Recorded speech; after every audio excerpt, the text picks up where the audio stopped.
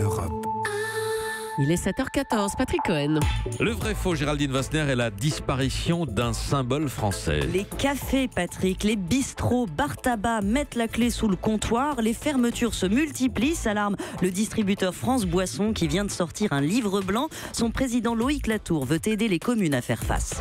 Un maire sur 4 aujourd'hui en place a vu son café de village fermé. Nous avions 200 000 cafés en France dans les années 60. Il en reste 35 000 aujourd'hui. Il n'y a plus que 35 000 cafés en France, c'est vrai ou c'est faux? Ça fait moins d'un par commune. C'est pas tout à fait vrai. Ces données datent de 2014. Depuis, la tendance s'est légèrement inversée. Des cafés ont rouvert. On compte, selon les chambres de commerce, 38 700 cafés sur le territoire français.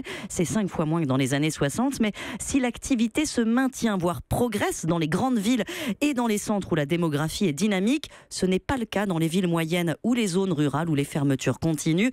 11 000 communes, 1 sur 3 en France, n'ont plus du tout de café selon les professionnels.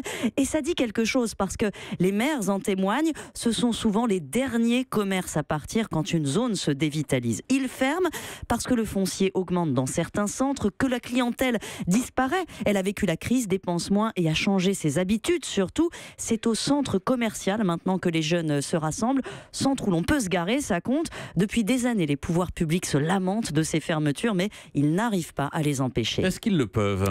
Alors ils peuvent agir, oui, car c'est paradoxal, les Français vont moins au café, mais ils l'adorent. 82% des habitants de village aimeraient en avoir un chez eux, selon un sondage IFOP. Seulement, ça se décrète pas. Des maires ont acheté des licences quand le café fermait, embauché des gérants, mais ça a rarement marché parce que pour revitaliser un centre, il faut une stratégie. Dans le cas des cafés, il y a un problème supplémentaire, c'est celui de la licence. Il faut une licence 4 pour vendre de l'alcool. L'État n'en délivre plus, elles se vendent ou elles se transmettent, mais personne n'est capable de dire combien il en existe aujourd'hui. Non, il n'y a aucun fichier national, c'est aberrant, mais quand un café ferme en Gironde, aucun repreneur potentiel dans la Creuse ou ailleurs ne peut même le savoir. Et au bout de 5 ans, s'il ne se passe rien, la licence est supprimée. C'est donc terminé pour ce village. Ensuite, même si un repreneur se présente, faut encore qu'il s'assure un salaire. Or, la clientèle de café ne suffit plus. Les professionnels ne voient qu'une issue, c'est de s'accorder localement avec la poste, des banques, des notaires, même pour faire de ces cafés des lieux multiservices.